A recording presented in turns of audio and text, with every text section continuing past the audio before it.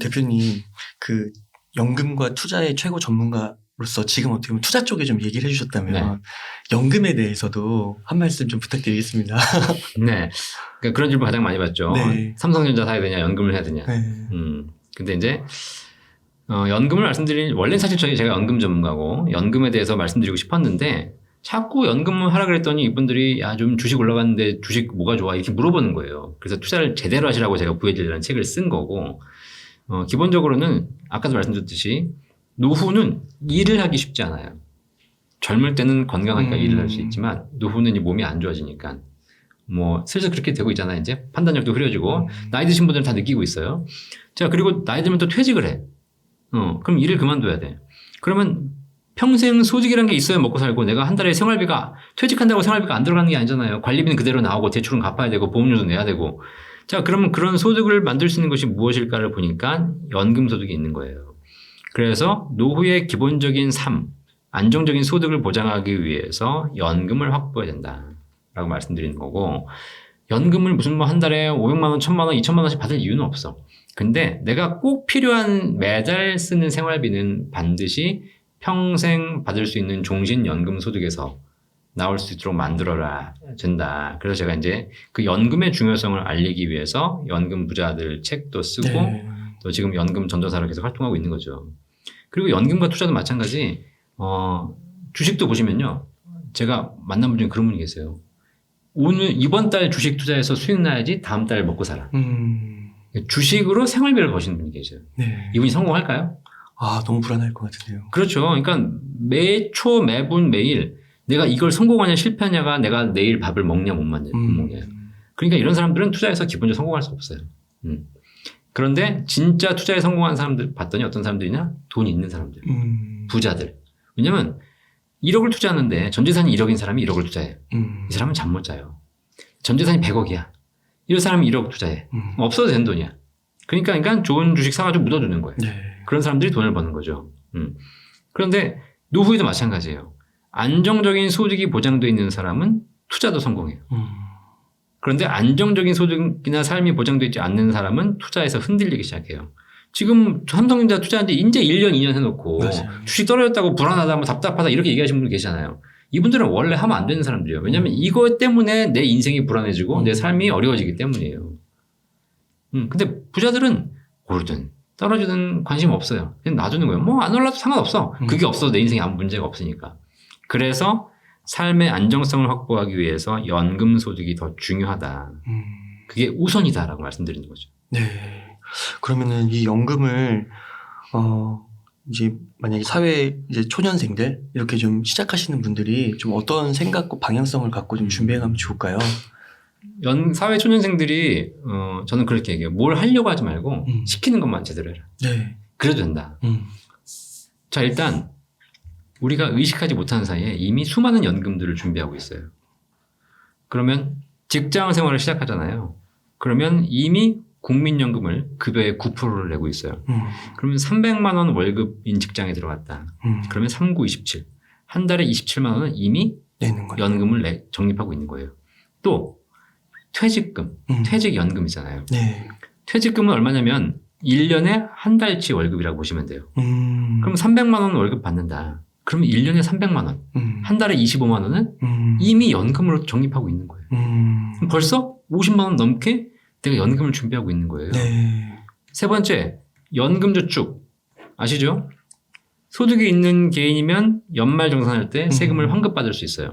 연금저축 연간 400만 원까지 한도고 400만 원 한도 내에서 내가 세금을 환급받을 수 있거든요. 그러니까 세금도 환급받으면서 노후 준비를 하는 기본적인 상품이에요. 이거 연간 400만 원이면 한 달에 30만 원 정도거든요. 그래요. 이것도 그냥 생각 없이 그냥 하시게 되면 돼요. 그럼 벌써 130만 원이 노후 준비하고 있는 거예요. 아니. 벌써 80만 원 노후 준비하고 있는 거예요. 그러네요. 매달. 매달. 네. 거기다가 내가 연금저축은 이제 400만 원까지만 환급되기 때문에 그거 말고 비과세 연금도 있어요. 개인연금보험. 이런 상품들은 나중에 연금 탈 때 비과세 되거든요. 네. 이것도 무리하게 할 필요 없어요. 한 달에 20-30만 원씩만 하면 돼요. 그냥. 네. 그러면 나는 벌써 한 달에 100만 원 이상의 노후 준비를 하고 있는 거예요. 이게 국가에서 이미 의무적으로 하거나 세제 혜택을 통해서 당신들이 노후 준비를 하면 지원해 주겠다라는 것이 가장 기본이거든요. 이것만 하면 돼요. 그냥 나머지는 그냥 삼성전자를 사든가, 나머지는 뭐 투자를 하든가, 뭐 그건 여러분 자유롭게 하시고. 네. 그럼 한 달에 100만 원씩을 만약에 직장 생활을 시작하는 20대 초반, 중반, 후반부터 이미 들어가고 있는 거니까 그걸 내가 꾸준하게 20년, 30년만 할 수 있다면 내 노후에 기본적으로 생활비는 다 해결이 돼요. 아, 그런가요? 네. 뭐 월 500만 원씩 받으려면 뭐 더 해야 될 수도 있겠지만 적어도 내가 노후에 먹고 사는 문제는 사라진다. 혹시 이 정도 지금 연봉 한 3,600에 맞춰가지고 세 전후로 네. 해서 한 월 100만 원씩을 이렇게 한 건데 네. 이렇게 되면은 뭐 은퇴할 시점에서 대략 그냥 러프하게 따져버리면 한 달에 100만 원씩 내가 10년을 모으게 되면 1억 2천이 모아지는 것이고 네. 내가 사회생활을 뭐 한 20년, 25년 했다. 그러면 이 사람은 통장에 거의 3억 정도의 원금이 들어가요. 네. 원금. 거기에 수익이 30년간 붙었을 거 아니에요. 그럼 수익이 더블씩 붙는다고 생각하지 않고 그냥 뭐 한 원금에서 한 50% 정도만 수익 났다. 이 30년간. 그래봐야 연 수익률 따지면 한 2, 3%? 밖에 안 되는 거예요. 너무 낮겠지. 너무 낮죠. 부수적으로. 네. 그래도 너무 한 부수적인 거 아니에요? 4, 5. 뭐 정말 그래도 한 3%씩은 낮다. 그 30년간 한 100% 낮다. 그러면 한 6억 되는 겁니다. 뭐 30년 후에 6억이 얼마의 가치가 될지 안 될지를 떠나서. 왜냐면 그거는 그런 분들 계세요. 이거 나중에 6억이 얼마가 되겠어요. 가치가 없는 거 아니에요. 라고 생각하시겠지만 지금 여러분들 직장생활 연봉 3,600이 앞으로 또 10년, 20년 내내 3,600이 아니잖아요. 이렇게 받다가 직장이 승진을 하고 또 월급이 인상되면서 연봉이 5천, 6천, 7천 올라가잖아요. 그럼 국민연금 내는 것도 27만 원 내는 것이 어떻게 돼? 올라가겠죠. 예, 40만 원, 50만 원 내게 되는 거예요. 퇴직금도 더 많이 쌓여요. 개인연금도 더 많이 낼 수 있어요. 그렇기 때문에 그런 얘기를 하시는 거는 기본적으로 내 소득이 30년간 3,600으로 고정돼 있겠다라는 가정하에서 하시는 거니까 맞지 않고 더 올라가겠죠. 그러면 6억 이상의 금액이 쌓인다는 거예요. 저는 이거 만약 연봉 올라가고 투자 수익률 조금만 올려도 한 10억 될 것 같은데요. 그러니까요. 네. 충분히 가능해요. 이렇게만 해도. 그러면 어떻게 돼요? 내가 예를 들면 한 5억에서 10억 정도만 통장에 있다고 하게 되면 연금으로 따지면 최소 한 달에 2, 300. 많게는 4, 500 정도의 연금으로 바꿀 수 있어요. 그렇구나. 그러니까 어렵지 않아요. 근데 이게 사실 어렵지 않지만 어렵지. 이걸 꾸준하게 한다는 게 쉽지 않으니까. 그리고 이렇게 모아온 돈 가지고 중간에 다 뺐어. 그러니까 노후 준비나 미래에 대한 준비를 하면서 굉장히 뭐 내가 하려고 하지 마시고 시키는 것만 제대로 하고 두 번째로 사고만 안 치면 된다. 사고. 괜히 연금 저축에 내가 그동안 10년 동안 부어가지고 한 5천만 원 돼 있는데 야 저기 있잖아. 그 나중에 연금 뭐 2, 30만 원 받아서 뭐 하겠니? 여기 지금 상가 좋은 거 나왔는데 괜찮아. 그 사면 더블 여기 개발 호재 앞으로 여기 뭐 역세권 들어온대. 뭐 그렇게 산다든가. 아니면 또 야 이거 해봐야 내가 뭐 10% 20% 수익 받으면 뭐 하겠니? 코인 하면은 바로 하루에 아침에 자고 일어나면 더블인데. 그래가지고 이렇게 열심히 해온 그 황금알을 낳는 거 위에 배를 갈라서 그걸 가지고 이상한 데 투자해가지고 싹 날려서 그동안 해왔던 걸 전부 물거품이 되게 만드는 이런 일들이 굉장히 많고 젊은이들은 이런 게 잘 이해가 안 계시겠지만 이 방송 보시는 50, 60대는 다 고개를 끄덕여. 그렇게 한두 번씩 다 날려봤거든. 그죠? 차라리 그때 그거 안 했으면.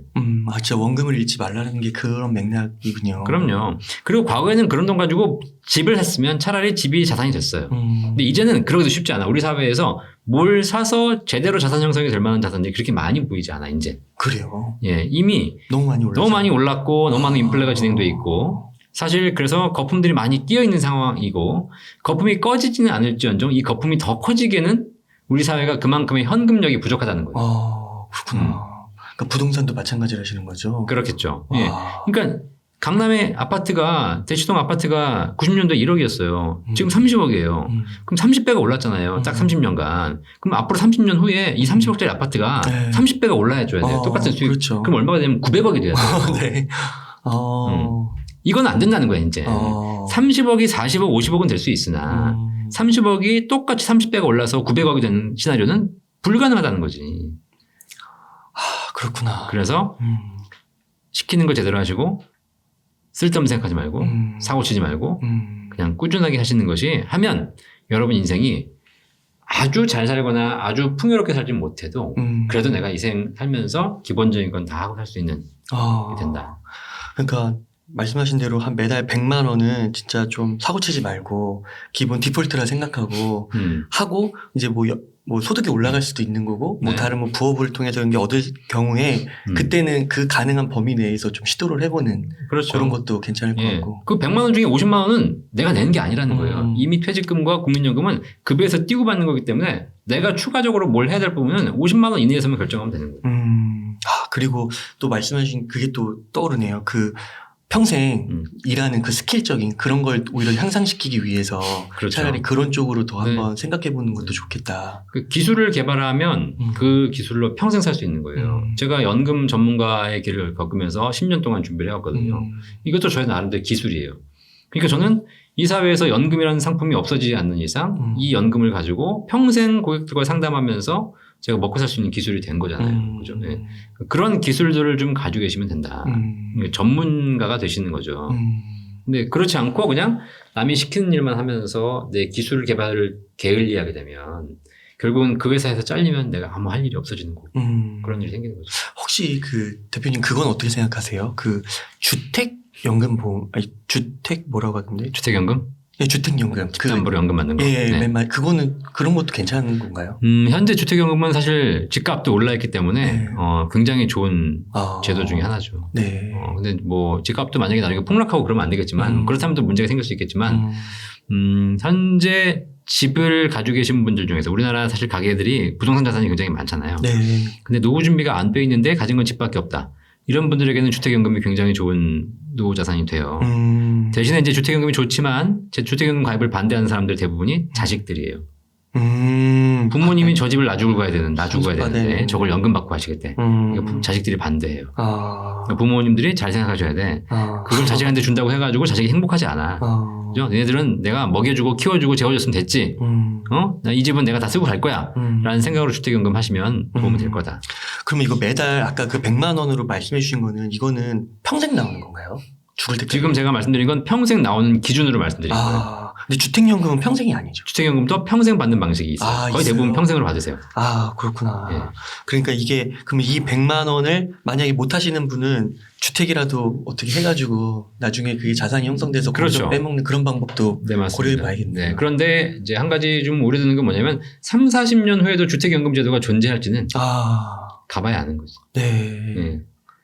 왜냐하면 우리 지금은 집 자산들이 워낙에 많기 때문에 이걸 연금화하는 제도를 갖고 있는데 뭐 3, 40년 후에 주택연금 제도가 존재는 하겠지만 그때는 노인들이 늘어나고 또 집값이 만약에 뭐 지금처럼 막 이렇게 막 인플레가 되고 이러지 않고 집값이 하락하거나 뭐 그렇다면 국가에서 운영하는 주택연금도 기금이 고갈될 수 있거든요. 그렇게 되면 아무래도 연금 지급액이 하락하거나 지금보다 불리한 조건으로 갈 가능성이 좀 있고 또 금액도 많이 좀 다운될 수 있고 네. 그럴 수 있기 때문에 사실 뭐 지금 주택연금 대상이 되신 분들에게는 사실 저는 굉장히 추천하고 있고요. 네. 앞으로는 가봐야 한다. 네. 네, 대표님 오늘도 이렇게 1시간 동안 인터뷰를 하면서 정말 좋은 유익한 인사이트 많이 나와서 감사드리고 네, 감사합니다. 혹시 뭐 못다 하신 말씀이나 강조하고 싶으신 말씀 있으실까요? 다 했어요. 네. 그러니까 뭐 방송 보시면서 항상 제가 방송하면 좀 팩트를 폭격한다, 팩폭이다라고 말씀하시는 분도 계신데 네. 뭐 제가 말하는 포인트가 좀 기분 나쁘셨다면 좀 많이 이해해 주시고 그런데 이해를 하실지언정 인정은 하셔야 됩니다. 그래야지 그렇지 않고 우리 사회는 아름다운 사회고 뭐 공정한 사회고 공평한 사회고 정의로운 사회다 이렇게 생각하시면 그런 사회를 만들고 싶은 것이 누구나의 다 희망이겠지만 사실 사회는 그렇게 가고 있지 않다. 그렇게 안 좋게 가는 거를 시점을 늦출 수는 있겠지만 결국은 이 자본주의 사회, 자본주의의 뜻이 자본, 돈, 주인 주자, 돈이 주인인 세상이거든요. 이 돈이 주인인 세상에서 돈을 가지고 있지 않으면 결국은 이 사회에서 밀려날 수밖에 없다. 라는 걸 명확하게 인지하시고 그래서 마지막으로 진짜 하고 싶은 얘기는 뭐냐면 이제 우리가 이 사회에서 어쩔 수 없이 실력도 쌓아야 되겠지만 돈에 대해서도 공부해야 된다 이제. 네.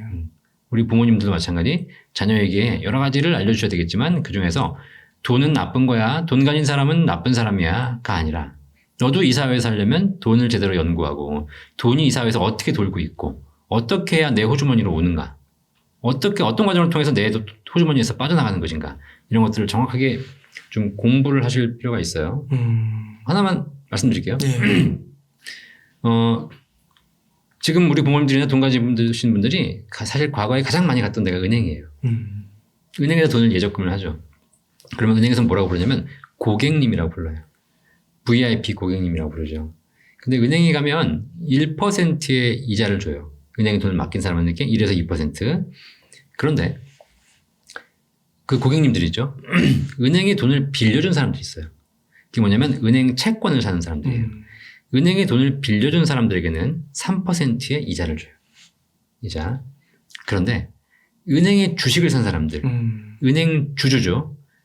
은행에 주식을 산 사람들에게는 5% 이상의 배당을 줘요. 이게 무슨 얘기냐면 은행은 VIP 고객님들에게 돈을 받아서 그걸로 수익을 내가지고 수익을 많이 내서 고객님들에겐 1%를 주고 은행에 주식을 갖고 있는 주주들에게는 5%를 줘요. 이게 자본주의예요. 네. 우리는 은행에 주식을 사서 주주가 되라라고 배운 적이 없어. 그런 걸 가르쳐준 부모들은 하나도 없어. 주식은 위험하다고 가르치지. 그리고 뭐라고 해? 은행 가서 고객님이 돼가지고 은행에 예금해라라고 가르쳐요. 그건 이 자본주의 사회에서 돈의 흐름, 돈의 역할을 전혀 알지 못하는 그런 상황이라는 거죠. 돈이 어떻게 돌아가고 있는지 알면 은행이 사실 위험한 것도 아니잖아. 그럼 은행에 투자해서 주식을 사서 은행의 수익에 대해서 네가 정당하게 배당을 받아라.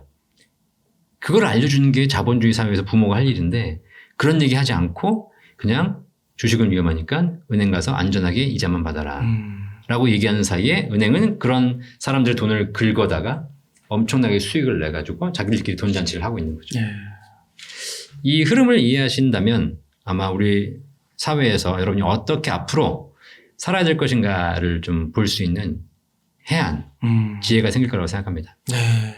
그 대표님께서 거의 뭐 20년 동안 이 투자와 연금 쪽에서 종사하시면서 정말 수많은 분들 상담하시고 그런 내린 결론이시잖아요. 지금까지의 결론. 그래서 오늘 하신 말씀들 다시 한번 이 시청자분들께서 귀담아서 한번 마음속으로 깊이 들어보시면 좋으실 것 같고 더 나아가서 이 부의 진리와 연금 부자까지 이 책들 꼭 챙겨보시면 너무 좋을 것 같습니다. 네, 꼭 한번 보시면 한 번 보지 않는 여러 번 보고 싶은 책이 될 겁니다. 아, 네, 감사합니다.